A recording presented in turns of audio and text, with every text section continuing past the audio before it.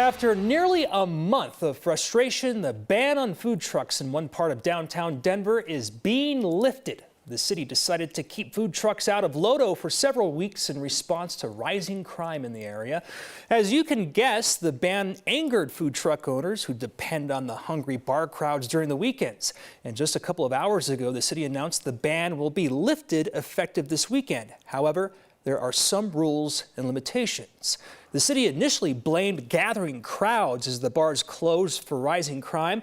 Police said they wanted to reduce the crowds from gathering around taco and gyro trucks to reduce conflict. Under the new rules, only 7 food trucks will be allowed in what's being called the restricted area. That's portions of Blake and Market Streets off of 20th, right by Coors Field. Restricted hours will be from 5 a.m. through midnight on the weekends. So that means the trucks will not be allowed to operate when the bars close at 2 a.m. and the crowds head out into the streets. The temporary ban came about 2 weeks after Denver police shot 6 bystanders when they were aiming at an armed suspect. Crime has been increasing in that part of LoDo, and the city has been trying to figure out what to do. These rules will be in effect for the next 180 days, and the city will revisit the plan when that time is up. We'll have more information on 9news.com that shows the restricted areas and times. New at noon, this man faces charges stemming from a hate crime in Aurora earlier this month. Police arrested Rennie KUSA yesterday.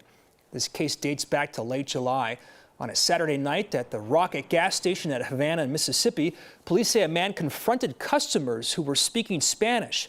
Police say the suspect sprayed them with gasoline, looked for a lighter to set them on fire, punched one of them, then threw a rock through the back window of their car. Police released the suspect's picture captured by the gas station's cameras. That ultimately led them to KUSA. He's in jail for robbery, assault, harassment, and a bias-motivated crime charge. In the last hour, the Douglas County mother accused of plotting to raid, to kidnap her son, took the stand in her own defense. Cynthia Abzug is on trial right now on charges of conspiracy to commit second-degree kidnapping and child abuse.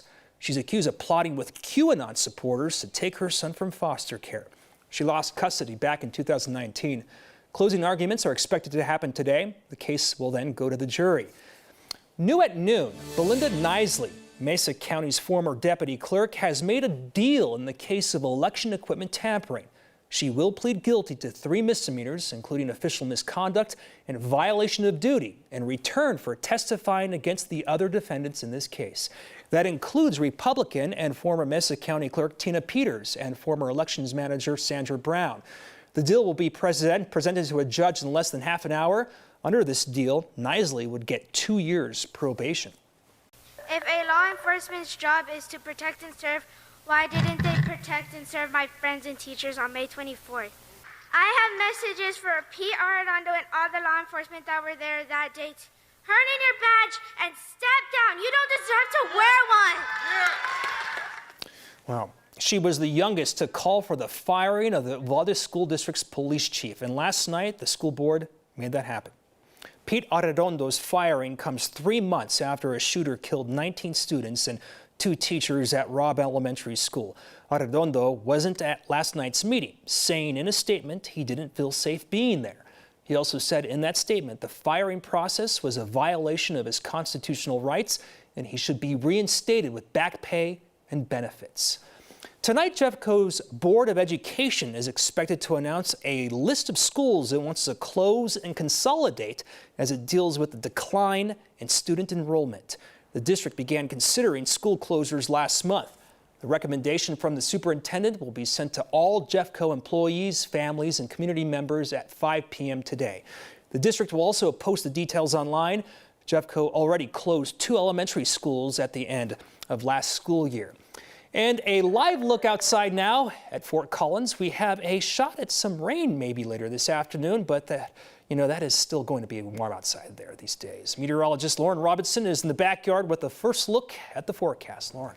Yeah, I'm outside in the 9 News backyard where it's warm and even sunny out here. And you might not be able to tell, but we certainly are expecting a round of storms to push through later this afternoon into this evening. So change is on the way. Let's go ahead and take another live look outside, though. This is over downtown Denver, where we do still have a lot of sunshine there, but you can see those clouds creeping in from the west. 82 degrees. We have calm winds at the moment. moment. Those winds will pick up once those storms come in, but temperatures all across the Front Range and Eastern Plains in the lower to mid 80s. We can see upper 80s further eastward. Of course, a little cooler in Colorado Springs, 79 degrees there. The high country in the 60s and 70s, and we're seeing those mid 80s across the western slope. So we're seeing the first approach of this round of showers and storms pushing into portions of the western slope and starting to make its way into the high country. It's not going to be until later this afternoon, maybe around 3-4 o'clock, where we see those showers and storms make their way into Denver and other portions of the Front Range. But Eastern Plains actually looking to stay pretty dry throughout the rest of the day. I don't think a lot of the moisture makes it that far eastward. Despite the rain and showers, though, we are expected to still have a warm day with those temperatures in the low 90s. Overnight, we clear out as far as the storms are concerned, but the cloud cover sticks around, as well as mild temperatures. We'll see those lows near just 60 degrees and another round of storms that could actually make its way into the Eastern Plains tomorrow evening. I'll have those details for you just ahead of my full 7-day forecast. Boulder County has finished one of the largest projects in its history, and that's clearing debris and ash from the Marshall Fire. The county says it removed ash, debris, and concrete and waste from 566 homes. That's all of the homeowners who opted in to the county's debris removal rather than setting it up themselves. Most of the lots are now dirt patches, though there has been some rebuilding. Workers hauled away 140,000 tons of ash. They recycled 65,000 tons of brick and concrete and another 2,400 tons of metal. The newest American citizens are being celebrated this week in Aurora. 50 people from 27 countries received their citizenship on Wednesday morning. 9 News reporter Courtney Yoon spoke with them about their journey up to this moment. We know that you have gone through a great journey to be here today. I'm so proud of myself because I can do it by myself, even like I thought I cannot do it. The journey to citizenship has been unique for each one of these 50 people. But I'm gonna go back to study, to get my degree and go find some good job for me. Luke Waikoler is originally from Thailand and has lived in Aurora for the last 5 years. Yeah, I'm excited for that. She can't wait to finally vote. It was very much exciting. It's a big thing. Just like Nikola Slizova, who was born in the Czech Republic and came to the States in 2014. Just wanted to close the chapter of being an immigrant with a green card, and we really felt like it's going to be a closure to a long journey. The people getting their citizenship today came to the U.S. from 27 different countries. So I finally did it, yeah. Juan Herrera has lived in Colorado the majority of his life. I'm gonna register to vote, yeah, I think so. Hopefully out there right now, yeah. He owns a small business in Aurora and has been in the city for the last 15 years. This is my home. Although I wasn't a citizen, this has always been my home. Samuel Castro immigrated to the States from Colombia when he was 7 years old. Pursue your dreams. It's so worth it. He's been serving in the U.S. military since he turned 18. And now with his citizenship, he can pursue more opportunities in the career he loves. Having the privilege to call yourself an American is something so important. I think people don't understand what it really means. 50 different stories, one big moment. So help me God. So help me God. Congratulations, you're now American citizens.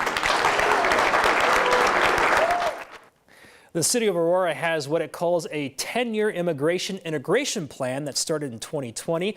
Besides promoting getting citizenship, its goal areas also include job skills, language accessibility, and cultural inclusion, among many other things.